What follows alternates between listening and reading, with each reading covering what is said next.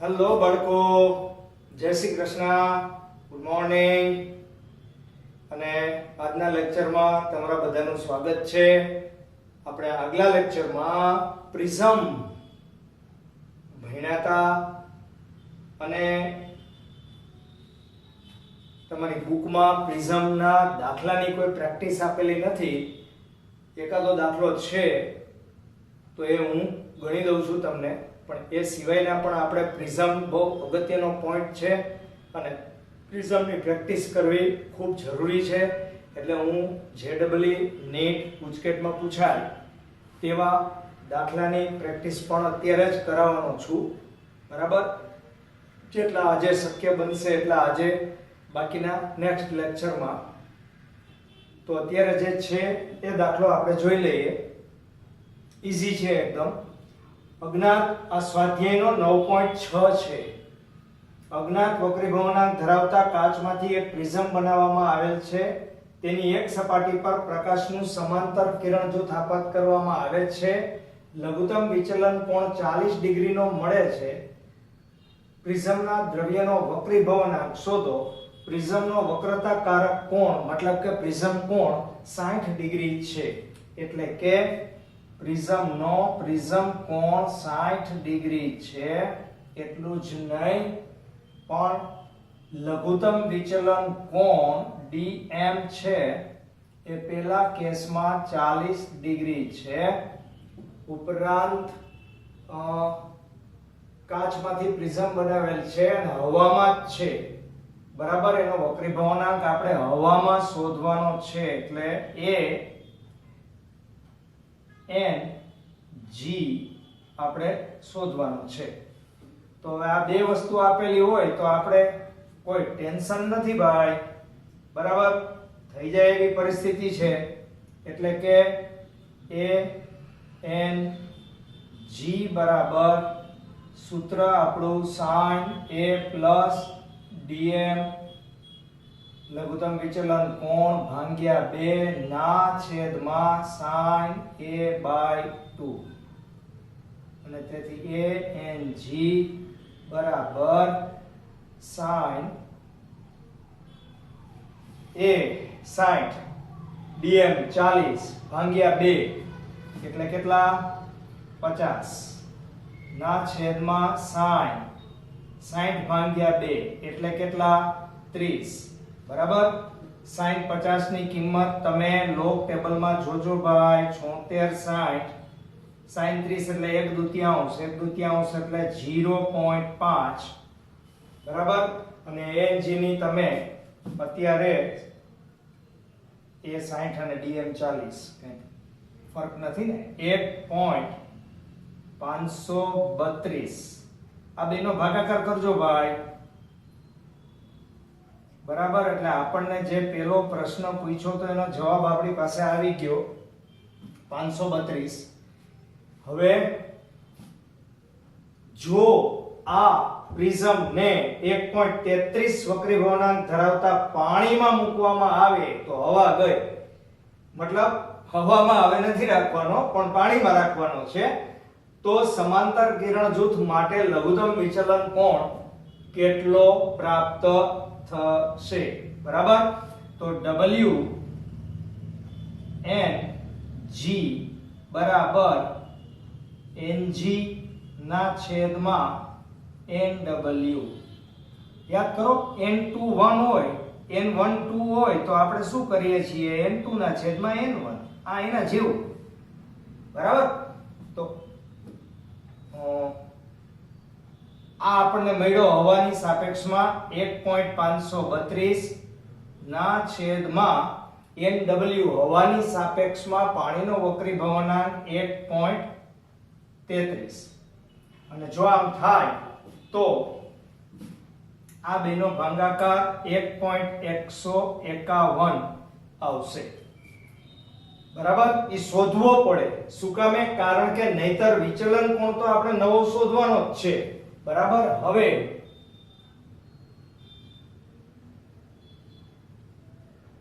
Prism માટે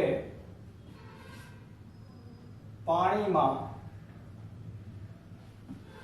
લઘુત્તમ વિચલન કોણ dm ડેશ હોય તો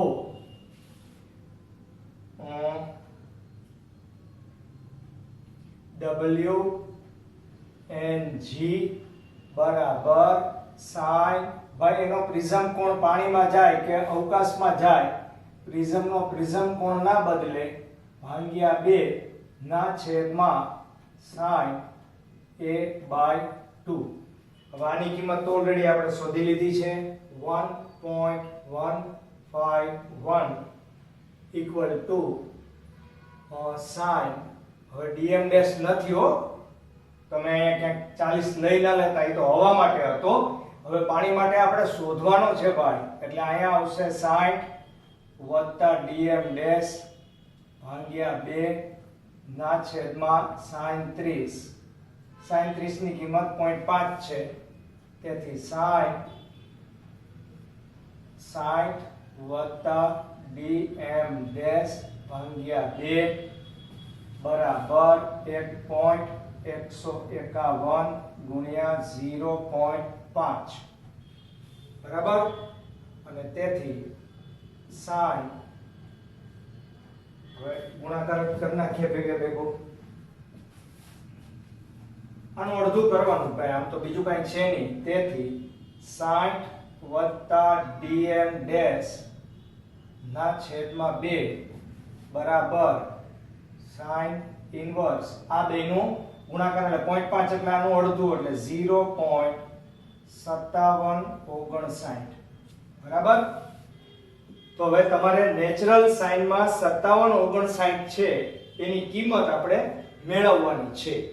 એ 35 ડિગ્રી 6 મિનિટમાં 5750 આવે બરાબર લગભગ, અને પછી તમે 2 મિનિટ 3 કે 4 મિનિટ આશરે ઉમેરી દેવી પડે, એટલે તમારો જવાબ આવશે 35 ડિગ્રી અને 10 મિનિટ, મતલબ આની કિંમત બરાબર, અને તેથી 60 વત્તા dm ડેશ ભાગ્યા 2 બરાબર આટલા આવ્યા.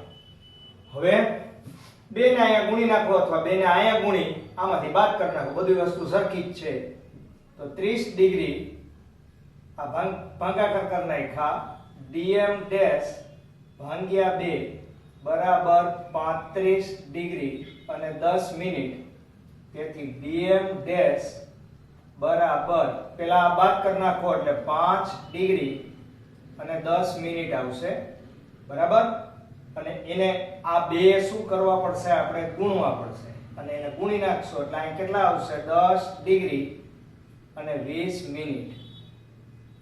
તો જુઓ જોઈ લઘુત્તમ વિચલન કોણ હતો કેટલો 40 ડિગ્રી હતો, બહુ વધારે હતો.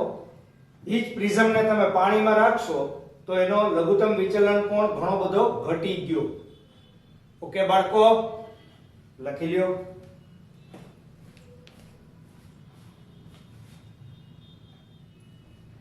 યસ બાળકો, સ્વાધ્યાયનો 9.10 સંયોજિત લેન્સ માટેનો હતો. આમ તો 3 માર્કમાં પૂછવા જેવો નથી, અતિશય સરળ છે. જુઓ એકદમ ઈઝી. 30 સેન્ટીમીટર કેન્દ્ર લંબાઈનો બહિર્ગોળ લેન્સ, બહિર્ગોળ લેન્સની કેન્દ્ર લંબાઈ હંમેશા ધન હોય એટલે +30 સેન્ટીમીટર. 20 સેન્ટીમીટર કેન્દ્ર લંબાઈ વાળા અંતર્ગોળ લેન્સ એટલે f2 -20 સેન્ટીમીટર સાથે સંપર્કમાં રાખેલ છે. આ સંયોજનની સમતુલ્ય કેન્દ્ર લંબાઈ શોધો. સમતુલ્ય કેન્દ્ર લંબાઈ આપણે f વડે દર્શાવીએ. આ સંયોજન અભિસારી એટલે કે બહિર્ગોળ તરીકે વર્તશે કે અપસારી એટલે કે અંતર્ગોળ તરીકે વર્તશે. લેન્સની જાડાઈ અવગણો, મતલબ કે પાતળો લેન્સ છે. તો આપણા સંયોજનનું સૂત્ર સંયોજિત લેન્સ ની કેન્દ્ર લંબાઈ f F1 into F2 upon F1 plus F2 બરાબર અને તેથી F is equal to F1 એટલે 30 ગુણ્યા -20 છેદમાં 30 ઓછા 20 બરાબર અને તેથી F is equal to -600 ના છેદમાં 10 તેથી F is equal to -60 centimetre તો સંયોજન માઈનસમાં મળ્યું ને આપણને ખબર છે કે માઈનસ એટલે અંતર્ગોળ તો અહીંયા અંતર્ગોળ એટલે કે અપસારી લેન્સ તરીકે વર્તશે અહીં કેન્દ્ર લંબાઈ ઋણ છે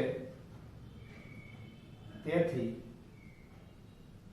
આ સંયોજન અપસારી લેન્સ તરીકે વર્તશે ઓકે બાજુમાં જુઓ નીટ 2017 માં હતો બિલકુલ એક સ્ટેપનો છે પણ એમાં હું જરાક વધારે વસ્તુ ફાઇન્ડ આઉટ કરવાની કીધી હોય તો એટલે આપણે થોડીક વધારે ભૌતિક રાશિ તરફ નજર કરશું આમાં છે એ તો શોધી જ કાઢશું પ્રિઝમ કોણ 60 અને લઘુત્તમ વિચલન કોણ ભાઈ લઘુત્તમ વિચલન કોણ આવે એટલે તમારે એક જ બાબતનું ધ્યાન કેન્દ્રિત કરવાનું એની આકૃતિ ખાલી સમજવા માટે દોરું છું ભાઈ બરાબર આ સપાટીને દોરેલો લંબ આ પણ સપાટીને દોરેલો લંબ બરાબર અને આ BC ને સમાંતર હોય આપણે કાલે જ વાત કરી હતી અને અહીંયા I છે એ જેટલો હશે એટલો જ E હશે અને અહીંથી તમે લંબાવી દો અહીંથી પણ તમે લંબાવી દો તો અહીંયા જે ખૂણો બને એ તમારો લઘુત્તમ વિચલન કોણ 40 ડિગ્રીનો છે બરાબર અને આ બે ખૂણા સરખા હશે એટલે કે આ પણ R જ છે ને આ પણ R જ છે એવી જ રીતે આ બે ખૂણા પણ સરખા હશે આ ડેલ્ટા 1 છે આ ડેલ્ટા 2 છે બરાબર એ બેયનો સરવાળો 40 થવો જોઈએ બરાબર આપણે તો અત્યારે ખાલી R જ શોધવાનું છે રાઈટ તો લઘુત્તમ વિચલન કોણ માટે I બરાબર E હોવાથી I પ્લસ E બરાબર A પ્લસ dm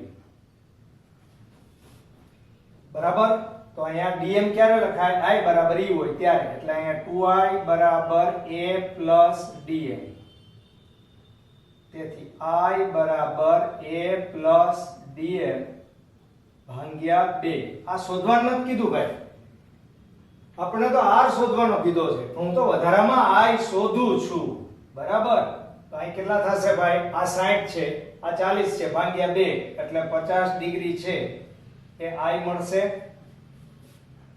બરાબર અને R માટે શું કરવાનું તો કે R બરાબર એક સ્ટેપનું તમને પૂછેલું કામ છે એ તો એક સ્ટેપનું જ છે R બરાબર a/2 તો ઇક્વલ ટુ 30 ડિગ્રી લો તમારો મૂળ દાખલો તો આટલો જ છે પણ આ તો વધારામાં તમને સમજાવું છું કે કદાચ આ લોકો આપાત કોણ પૂછી નાખે તો આપાત કોણ એ તમે મેળવી શકો બરાબર હવે આપાત કોણ તમને 50 મળતો હોય તો નિર્ગમન કોણ એ કેટલો મળે કયો 50 પછી આ R છે એ તમારો 30 હોય તો આ પણ 30 જ હોય અને આ અભિકોણ છે આને તમે લંબાવી દીધા છે તો આ આખો અભિકોણ હોવાને નાતે આ 50 હોય તો આ 50 હોય આ 50 હોય તો આ 30 હોય આ 30 હોય તો આ 20 હોય ને આ 20 હોય તો આ 20 હોય આ 20 હોય તો આ 20 ને 20 40 હોય મેચ થઈ ગયું બધું ઓકે તો ગમે ત્યારે ગમે તે વસ્તુ પ્રશ્ન તમે કોઈ એક સોલ્વ કરતા હોય એમાં બીજી ભૌતિક રાશિને શોધવાનો હંમેશા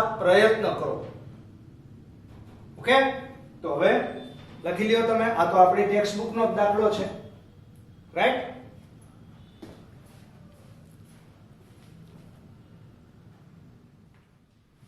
યસ બાળકો, આપણી પ્રિઝમની સિરીઝ ચાલુ છે. એમાં 2015 2016 ટૂંકમાં કોઈક જ એવું વર્ષ હોય કે જેમાં પ્રિઝમનો દાખલો ના પૂછાણો હોય, બરાબર? એટલે આપણે પ્રિઝમની શક્ય બને એટલી પ્રેક્ટિસ કરવાનો પ્રયત્ન કરીએ.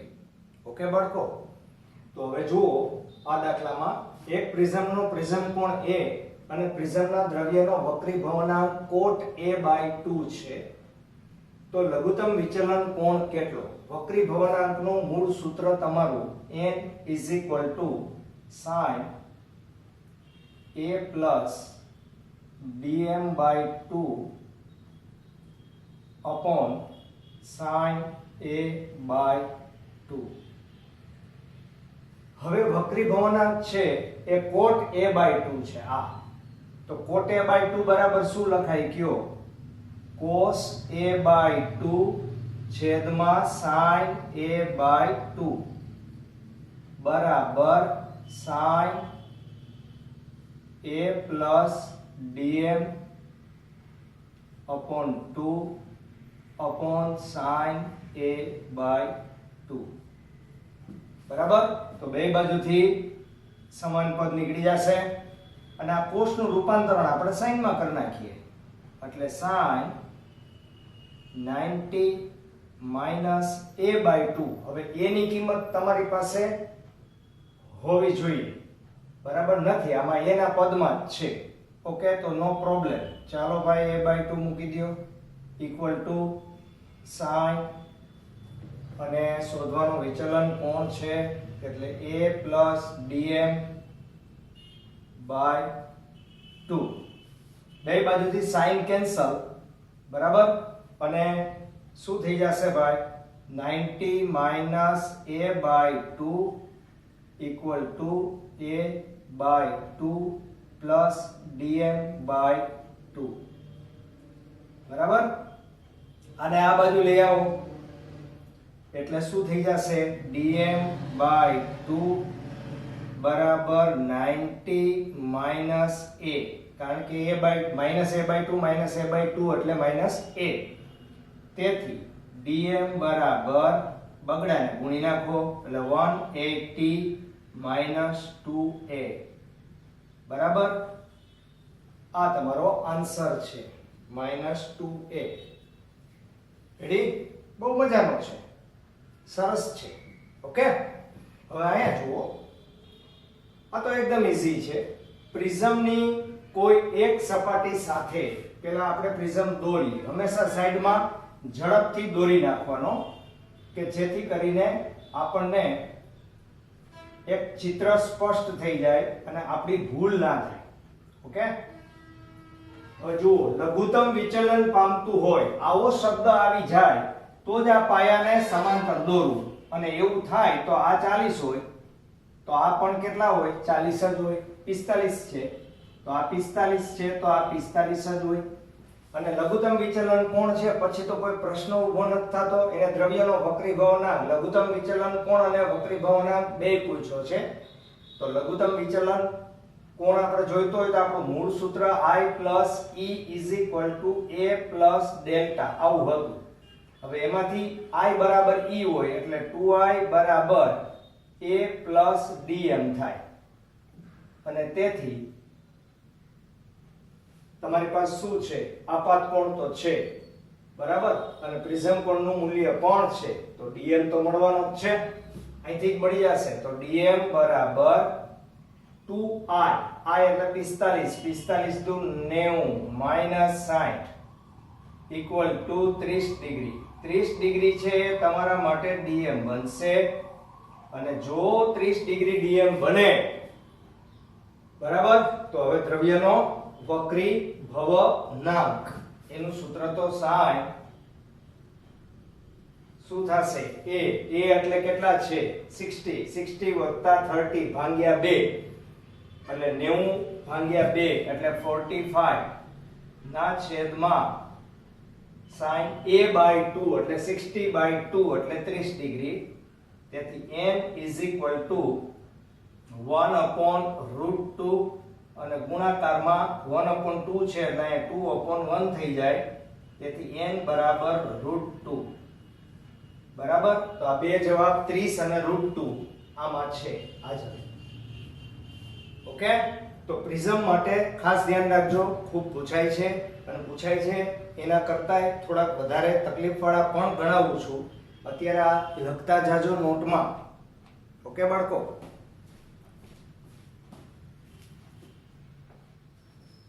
યસ બચ્ચે લોગ. ખૂબ જ નાના પ્રિઝમ કોણ એ ધરાવતા પ્રિઝમની સપાટી પર કિરણ I જેટલા ખૂણે આપાત કરવામાં આવે છે ત્યારે નિર્ગમન કિરણ વિરુદ્ધ સપાટી પરથી લંબ રૂપે નિર્ગમન પામે છે. જો પ્રિઝમના દ્રવ્યનો વક્રીભવનાંક μ હોય તો આપાત કોણ I નું મૂલ્ય ખાલી જગ્યાની નજીકનું હશે. બરાબર. આકૃતિ ઉપરથી જ ક્વેશ્ચન છે. ખૂબ જ નાનો પ્રિઝમ કોણ છે એનો મતલબ તો એવો થાય કે એકદમ પાતળો પ્રિઝમ છે. આવો પાતળો પ્રિઝમ છે. ઓકે. અને આ છે એ સપાટીને દોરેલો લંબ છે અને એની સાથે I જેટલા ખૂણે પ્રકાશ આપાત થાય તો હળવા માધ્યમમાંથી ઘટ માધ્યમમાં, પાતળામાંથી ઘટમાં જાય, સપાટી તરફ વળે. પણ એને પાછું શું કીધું કે ત્યારે નિર્ગમન કિરણ વિરુદ્ધ સપાટી પરથી લંબ રૂપે જ નિર્ગમન પામે. એટલે કે આ સપાટીને દોરેલો લંબ હોય, આ સપાટીને દોરેલો લંબ હોય એ લંબની દિશામાં જ જાય. એટલે એનો મતલબ તો એવો થઈ ગયો કે E બરાબર 0. કારણ કે નિર્ગમન કોણ કોને કહેવાય? સપાટીને દોરેલા લંબ અને નિર્ગમન પામતા કિરણ વચ્ચેનો ખૂણો છે. તો સપાટીને દોરેલા લંબની દિશામાં જ નિર્ગમન પામતું કિરણ હોય તો નિર્ગમન કોણ છે એ તો કેવો થાય? 0 થાય. બરાબર. તો હવે આપણા સૂત્ર અનુસાર હવે જુઓ, જો E 0 થાય તો મને કયો કે આ તો R1 છે પણ અહીંયા તો ખૂણો R2 બનવાનો જ નથી.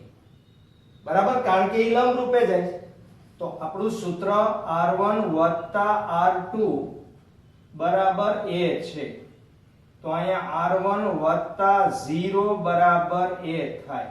હવે R1 દર્શાવવાનો કોઈ મતલબ નથી, R જ કહી દો તો R બરાબર શું થશે? a. બરાબર. અને તમને બધાને ખબર છે કે μ બરાબર μ અથવા n ગમે તે આ લોકો આપે sin I ના છેદમાં sin R. આ નિયમ આપણો સ્નેલનો નિયમ છે. બરાબર. હવે પ્રિઝમ નાનો હોવાથી sin I બરાબર લગભગ I અને sin R બરાબર લગભગ R લેવાય. અને જો આમ કરીએ તો μ બરાબર I upon R. R ની જગ્યાએ શું મુકાશે? a. આ બધું લગભગ લગભગ છે. તેથી I equal to લગભગ μ into a. નાનો ખૂણો છે એટલે આપણે sin વિધેય ઉડાડી દીધું ને R બરાબર a મૂકી દીધા, બીજું કાંઈ નથી કર્યું. તો આવું ઓપ્શન આપણી પાસે હાજરમાં છે ડી. સામે વયા જાઓ. સામેના ભાગમાં 1.5 વક્રીભવનાંક ધરાવતા સમબાજુ પ્રિઝમ, ભાઈ સમબાજુ પ્રિઝમ કીધો છે. 100% તમારે આકૃતિ જ દોરવી પડે અને આકૃતિ દોર્યા વગર તમને ખબર ના જ પડે આ આકૃતિ. બરાબર. અને આકૃતિમાં આને તમે A કયો, આને તમે B કયો, આને તમે C કયો. બરાબર. અને સમબાજુ પ્રિઝમની બાજુ પર લંબ રૂપે પ્રકાશનું કિરણ આપાત થાય છે. ભાઈ અહીંથી જે આપાત થાય છે એ લંબ રૂપે આપાત થાય છે. એ લંબ રૂપે આપાત થવું એટલે સપાટીને દોરેલા લંબની દિશામાં, જેમાં એ સપાટીને દોરેલા લંબની દિશામાં નિર્ગમન પામતું હતું, એમાં એ સપાટીને દોરેલા લંબની દિશામાં આપાત થાય છે. આપાત થયું. અને આપાત થયું એનો મતલબ જ એવો થાય કે I બરાબર શું લખાય? 0. રેડી? ઓકે. હવે ધ્યાનથી બરાબર જોજો, અહીંયા એવું નહીં બને, સમજવું પડશે વધારે. આ સપાટીને દોરેલો લંબ છે, બધા જ ખૂણા, આ 90 ડિગ્રી છે, આ 60 ડિગ્રી છે, એટલે આ ઓટોમેટિક 30 ડિગ્રી થાય. બરાબર? પછી આ 90 ડિગ્રી છે, આ 30 ડિગ્રી છે, તો આ ખૂણો 60 ડિગ્રીનો થવાનો છે. ઓકે? હવે અહીંથી પ્રકાશનું કિરણ બહાર જાય કે પૂર્ણ આંતરિક પરાવર્તન પામે છે એની આપણને ખબર નથી. એ ખબર પાડવા માટે આપણે શું કરવું પડે? તો કે sin c બરાબર 1/n. તેથી sin c બરાબર 1/1.5. તેથી c is equal to sin inverse 1/1.5. તેથી c ની ગણતરી કરી લેજો. કેટલા ડિગ્રી થશે? 42 ડિગ્રી. અને આપણને ખબર છે કે બીજી સપાટી પર આપાત થતું કિરણ 60 ડિગ્રી નો ખૂણો બનાવે છે. આ 60 છે એ ગ્રેટર ધેન કોણ છે? ક્રાંતિકોણ. આ પ્રિઝમનો ક્રાંતિકોણ 42 છે અને આ બીજી સપાટી ઉપર સપાટીને દોરેલા લંબ સાથે આપાત થતું પ્રકાશનું કિરણ 60 ડિગ્રીનો ખૂણો બનાવે છે. તેથી તેનું શું થશે? પૂર્ણ આંતરિક પરાવર્તન થશે. હવે પૂર્ણ આંતરિક પરાવર્તન થાય તો એનો ખૂણો કેટલો બને? તો કે જેટલો અહીંયા 60 નો બન્યો એટલો જ ખૂણો અહીંયા 60 નો પાછો બને. અને જો આ 60 નો ખૂણો બને તો આ પાછો અહીંયા, આને આપણે P નામ આપી દઈએ, આને Q નામ આપી દઈએ અને આને R નામ આપી દઈએ. બરાબર? પરાવર્તન પામશે. જે આકૃતિ મુજબ QR માર્ગે BC ને લંબ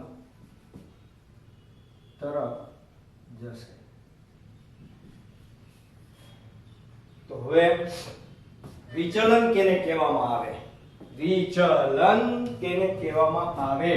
તો કે આ પ્રકાશનું કિરણ સીધું જવાનું હતું, એને બદલે આટલો વળાંક લીધો, મતલબ કે આટલું છે એ એનું વિચલન છે.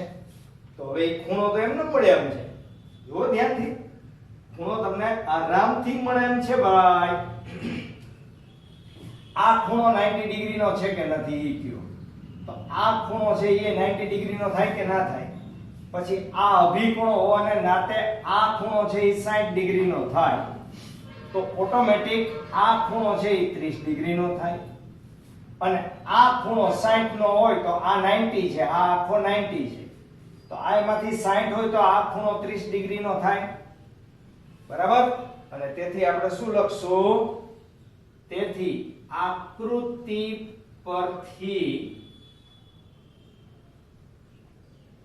વિચલન કોણ બરાબર 30 ડિગ્રી વત્તા 30 ડિગ્રી બરાબર 60 ડિગ્રી. 60 ડિગ્રીનું વિચલન થશે. છે ને મજાનો પ્રશ્ન? માત્ર અને માત્ર આકૃતિ ઉપરથી જ તમારે બધે જવાબ આપવાના છે. બરાબર? આ તો મેં આટલું લખ્યું, બાકી ખાલી 42 ડિગ્રીનો ખૂણો જ તમારે ફાઇન્ડ આઉટ કરવો પડે. બીજું કાંઈ આમાં કરવાનું નથી. બાકી આકૃતિ દોરો એટલે ઓટોમેટિક બધાય ખૂણા પકડાતા જશે. પણ આ પ્રકાશનું કિરણ છે એ કઈ બાજુ જાય એ આપણા માટે અત્યંત અગત્યનું છે. જો આ પ્રકાશનું કિરણ એ શોધવું પડે. ઓકે, તો લખી લ્યો બાળકો.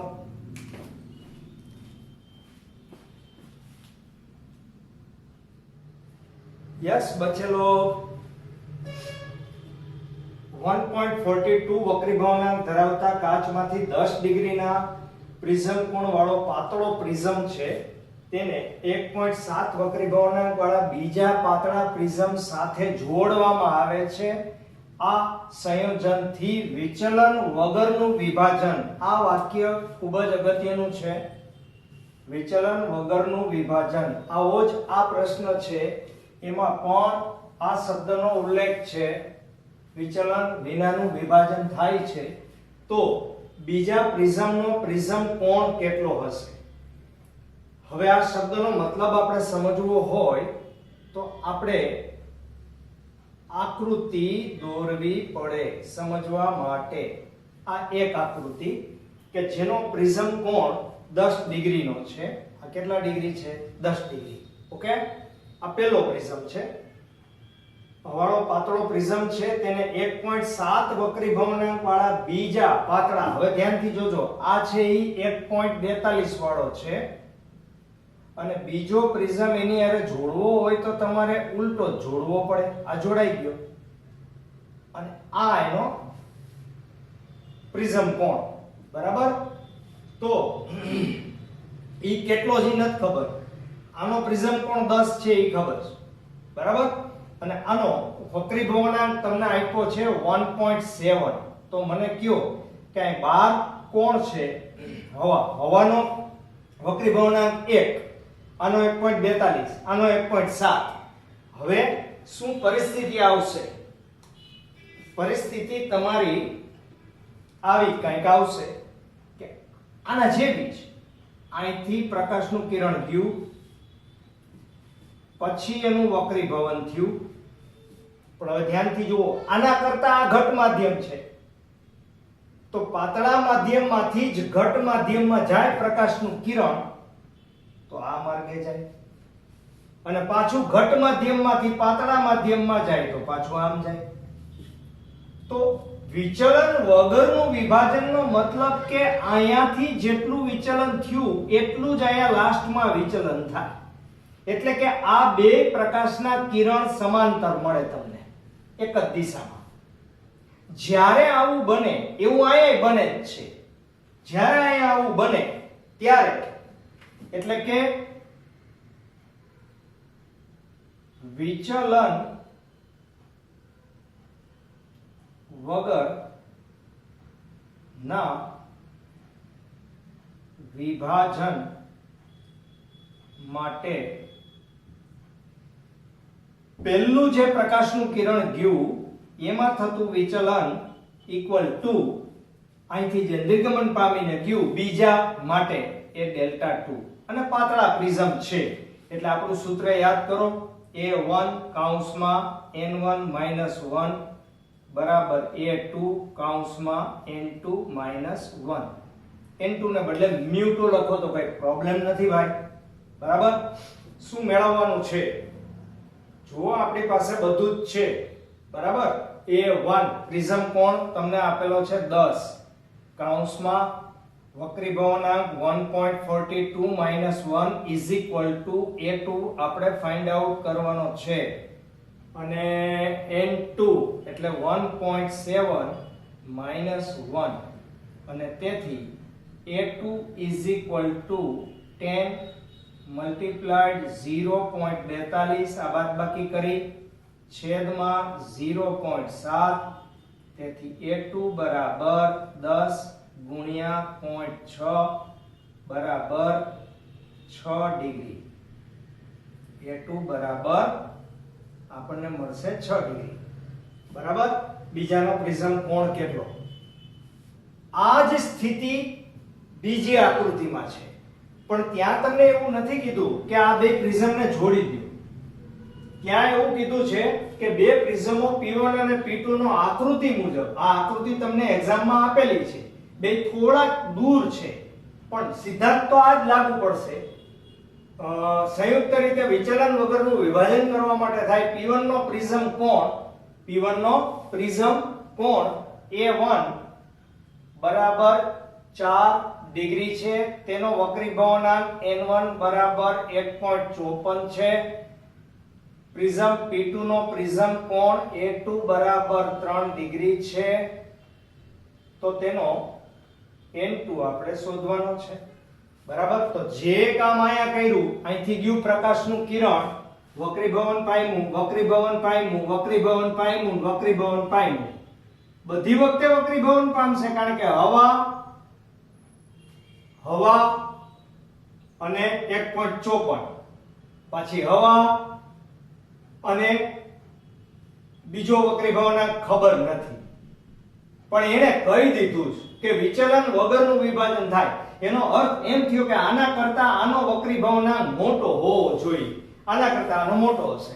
બરાબર. તો આપણે જોઈ લઈએ કે વિચલન વગર ના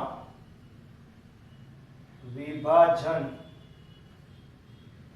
માટે delta 1 equal to delta 2 A1 કૌંસમાં N1 માઇનસ 1 બરાબર A2 કૌંસમાં N2 માઇનસ 1. બરાબર. આપણે N2 મેળવવાનો છે. A1 બરાબર 4 અને કૌંસમાં N1 માઇનસ 1 એટલે 0.54, એક બાદ કરી નાખો, ઇક્વલ ટુ 3 ડિગ્રી કૌંસમાં N2 માઇનસ 1. બરાબર. ગુણાકાર કરી નાખો તો કઈ પ્રોબ્લેમ નથી, તો સીધું સાદું રૂપ તમારું આવી જશે. બરાબર. A2 બરાબર છે 3 એટલે 3N2 માઇનસ 3. બરાબર. તેથી 3N2 બરાબર 4 4 16, 5 4 20 ને 1 21 એટલે 2.16 વત્તા 3, તેથી N2 બરાબર 5.16 upon 3. બરાબર. એટલે અહીંયા 1 2 21 7 3 21 3 દુ 6.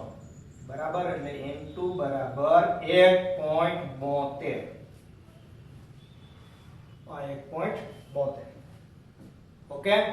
તો આવું બધું ધ્યાન રાખવું પડે બાળકો. Okay, clear? તો હવે લખી લ્યો. આ બધું ધ્યાનમાં રાખવાનું છે.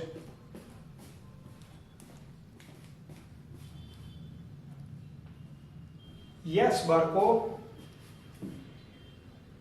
આ થોડો ક્વેશ્ચન મેં ચેન્જ કરેલો હતો.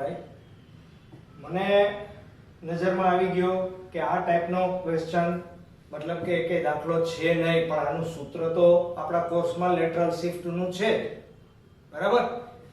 તો લેટરલ શિફ્ટ નું સૂત્ર શું છે? લેટરલ શિફ્ટ નું સૂત્ર શું છે ભાઈ? તો કે x બરાબર t sin આપાત કોણ માઈનસ વક્રીભૂત કોણ છેદમાં cos r1. બરાબર. હવે આમાંથી કઈ બાબત આપણને આપેલી છે? આપવામાં તો જાણે એમ છે કે 3 સેન્ટીમીટરની જાડાઈ આપેલી છે, એટલે કે t બરાબર 3 સેન્ટીમીટર આપેલ છે. n બરાબર એટલે n2 બરાબર તમારું જે ઘટ માધ્યમ છે એનો વક્રીભવનાંક 2 છે. 30 ડિગ્રીનો ખૂણો બનાવે તે રીતે આપાત થાય છે, એટલે અહીંયા 30 ડિગ્રી છે. તો આ કિસ્સામાં લેટરલ શિફ્ટ તમારે શોધવાની છે. તો હવે બુદ્ધિ વાપરો કે t છે, આમ જોવાય I1 છે, x શોધવાનું છે, આમાં સૂત્રમાં ક્યાંય n2 છે નહીં, બરાબર. તો r1 આપણે શોધવું પડે. r1 એટલે બે માધ્યમને જુદી પાડતી સપાટી આગળ ઉપરની બાજુએ i1 હોય અને આ બાજુ r1 હોય. તો સ્નેલના નિયમ પ્રમાણે, કયા નિયમ મુજબ ભાઈ? સ્નેલના નિયમ મુજબ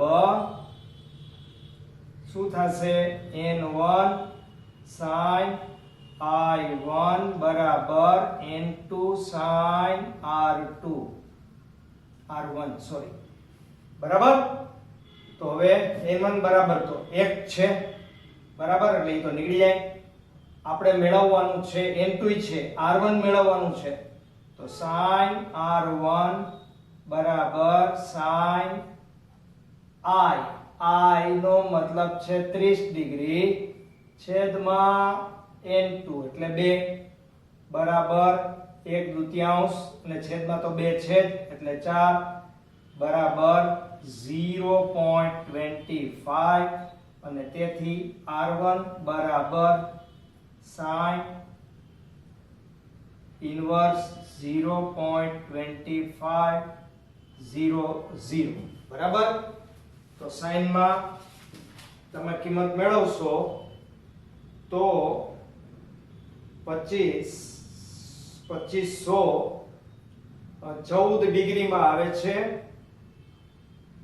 14 ડિગ્રીમાં લગભગ 2504 એટલે 2430 અને એક બાદ કરો એટલે લગભગ 1429 ની આસપાસ આવે, બરાબર. એટલે 14 ડિગ્રી 29 મિનિટ આ r1 મળી ગયો. બસ હવે આપણે અહીંયા કિંમત મૂકી દેવાની છે ભાઈ, બરાબર. તો સૌથી પહેલા i1 r1 ઘણાને શોધતા ના આવડતું હોય ભાઈ. 30 ડિગ્રી ઓછા 14 ડિગ્રી 29 મિનિટ, આમાં કેલ્ક્યુલેટર થી તમે બાદબાકી ના કરી શકો. આની બાદબાકી આ 30 હોય, આ આંકડો મોટો છે એટલે આમાંથી આપણે 1 ડિગ્રી ઘટાડવી પડે એટલે 29 ડિગ્રી 60 મિનિટ કરી આની અને 14 ડિગ્રી 29 મિનિટ બાદ કરવી પડે. હવે તમે રેગ્યુલર બાદ કરી શકો એટલે અહીંયા 1 5 2 એટલે 3 બરાબર અને 5 અને 1 15 degree 31 minute 15 degree 31 minute. Okay, હવે આપણે કિંમત મૂકી દઈએ તો x બરાબર 3 sin 15 ડિગ્રી 31 મિનિટ છેદમાં cos r1 બરાબર આપણે હમણાં જ મેળવ્યા હતા કેમ ગયા 14 ડિગ્રી 29 મિનિટ. હવે તમને એક સૂચના આપી દઉં કે તમારી એક્ઝામમાં ઘણી વખત તમને જે લોગ ટેબલ આપવામાં આવે એમાં cos નું ટેબલ જ ના હોય, sin જ હોય. તો તમારે શું કરવાનું, જેવી રીતે આપણે બાદબાકી કરી એમ અહીંયા 90 માંથી આને બાદ કરી દેવાનું અને પછી અહીંયા sin થઈ જશે, બરાબર. પછી બેયના sin તમે જોઈ શકો. અત્યારે આપણી પાસે તો બે છે એટલે કોઈ ટેન્શન નથી. 3 ગુણ્યા sin 15 એ 15 ડિગ્રી અને 30 એટલે 26 72 અને 31 એટલે 3 26 75 0.2675 ના છેદમાં 14 29 એટલે 25 બરાબર cos 14 ડિગ્રી છે. હું સાઈન માં જોઉં છું ભાઈ. cos 14 ડિગ્રી 96 81 માંથી 1 એટલે 96 0.96 બરાબર. અને હવે 3 ગુણ્યા 0.26 75 ભાગ્યા 0.9680 0.829 લગભગ 0.835 નજીકનો જવાબ આપણો 835 છે આ 829 છે બાકીના તો બધા દૂર છે એટલે આપણો ઓપ્શનમાં 835 કેવા ગણાય સાચા ઓલરાઈટ હજુ પણ આવા અનેક પ્રશ્નો આવતા લેક્ચરોમાં આવવાના છે આવતા લેક્ચર્સમાં બધાની અંદર ખૂબ ખૂબ આપણે ગુજકેટ જેડબલઈ નીટ કરવાની છે એટલે વિડિયો લેક્ચર રેગ્યુલર જોતા રહેજો રહી ન જતા ચાલો જય શ્રી કૃષ્ણ